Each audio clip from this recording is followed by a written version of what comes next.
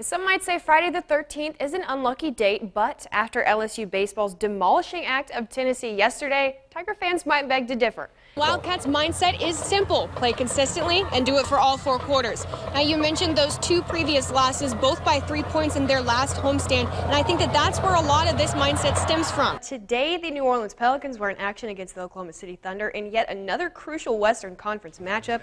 Just 6 games left before the start of the playoffs and still a crowded Western playoff picture. South Carolina and Mississippi State both in their first national championship appearance and both riding a lot of momentum to get here. Mississippi State also riding the hot hand of Morgan Williams, who made that final overtime buzzer beater shot to take down powerhouse UConn. The Wildcats come into their 3rd American Southwest Conference game of the season, and it comes on the heels of the team's very first win, pushing them to 1-4. 5 games down, a whole season to go. Do you feel like this team has kind of found its identity yet, or still searching a little? We're getting there.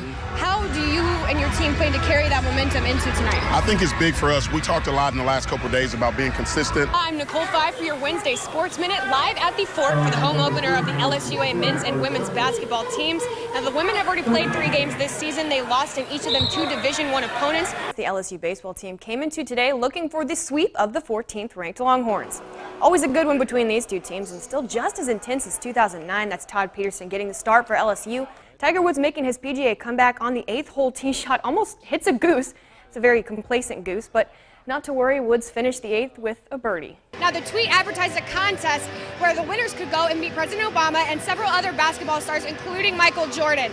Stoic donated $15 to the campaign, had an interview with the campaign manager, and soon he and his wife Molly were flown out to Washington, D.C. Coach, coming into tonight, there was a definite size advantage. Only 2 guys on that Lawrence Free State roster are under 6 foot. How did you guys prepare for facing a team with a height differential such as this? Well, first of all season we've been facing height differentials. Tonight's game was definitely very emotional. How do you teach that kind of discipline to your kids? Well, you know, the younger they are. Colin, a lot of big implications for this 1-2 LC Wildcats team, not only in the American Southwest Conference, but also for the rest of this season, especially coming off that heartbreaking 34-37 loss to Southwestern. Still a close one into the 3rd quarter. Steven Adams snags the dish and comes back down with the and 1.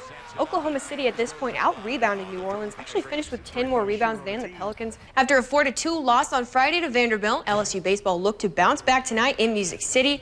Tigers with a fast start last night, courtesy of Antoine Duplantis. This will be the 3rd matchup between these 2 teams this season. The first happened in SEC conference play, the second in the SEC tournament final.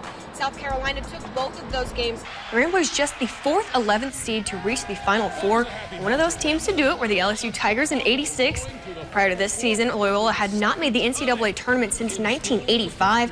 In 1963, they cut the Nets down as the national champions. On Saturday, 22 seniors will play their last game here in Memorial Stadium. Their legacy isn't perfect, but it's one of progress. And as head coach David Beatty says, these 22 seniors have laid the foundation for the future. Tonight, we begin with some somber news.